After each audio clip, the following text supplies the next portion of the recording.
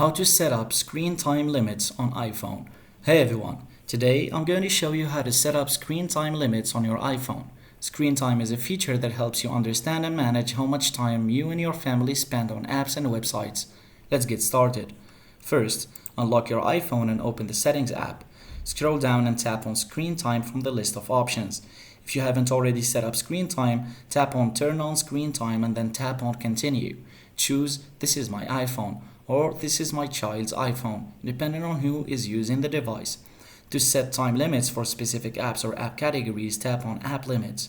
Tap on Add Limit to set a time limit for a category, like social networking or individual apps like Instagram. Tap on Downtime to schedule a specific time period where only apps you choose to allow and phone calls will be available. Tap on Turn On and set the start and end times for downtime.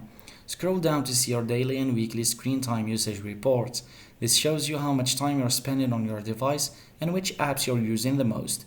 And that's it. You've successfully set up screen time limits on your iPhone. Screen time helps you manage your time better and promotes healthy device usage habits. Thanks for watching.